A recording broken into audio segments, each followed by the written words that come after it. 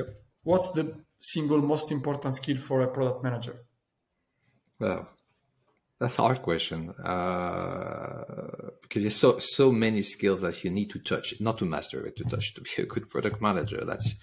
It's what makes him exhilarating and hard, because there's no Superman or Superwoman or product better at growth and data and tech, and all that doesn't exist.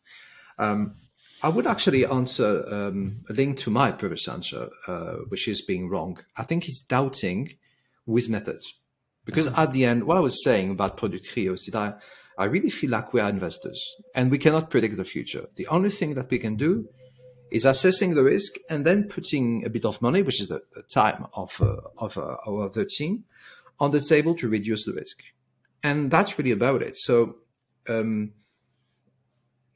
you will need to accept that you will never have 100% of confidence. It wouldn't absolutely never happen. And you cannot test everything, because the cost of the test would be more important than the impact that you might have. So saying, okay, I adapt with method, I see the risk, I accept a part of the risk, I accept to unrisk some big parts of it, and we see what happens, is hard. So it's not testing everything. It's not going only with your guts.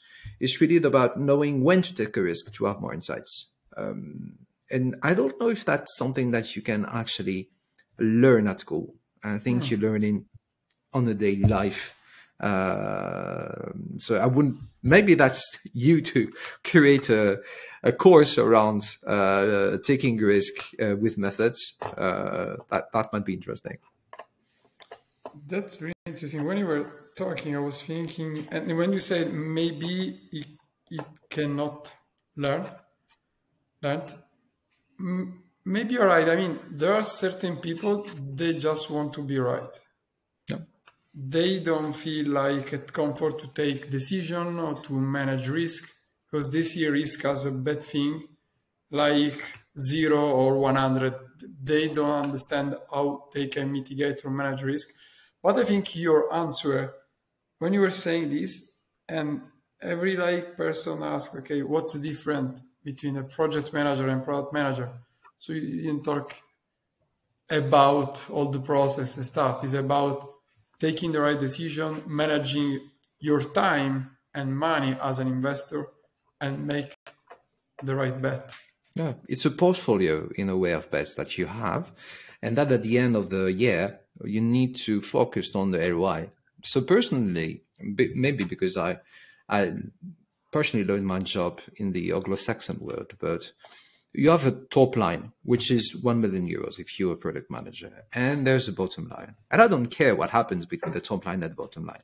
What I care is about the ROI. So whatever you do, if you are missing opportunities, killing ones, going back, investing more because they're more potential now that you have more insights, I'm okay with that, as long as you commit on the ROI at the end of the year.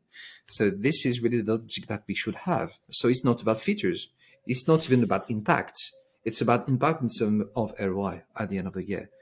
So we shouldn't talk about predictability or anything like that, because nothing is predictable in the markets. There's a mix of emotional and human reactions to what we do, internally and externally. So if you want to be a great CPO, focus on the ROI, focus on the risk assessment, and focus on, have you considered the right questions? How much do you want to invest, considering what you know and don't know, and factualize the doubt. Tell me what you don't know. And I'm okay with this, but really factualize it. Don't just put the thing that you have in mind. Take a think about what could go wrong, and then I trust you. And if you're the ROI at the end of the year, no problem. So that should be how we manage the product teams.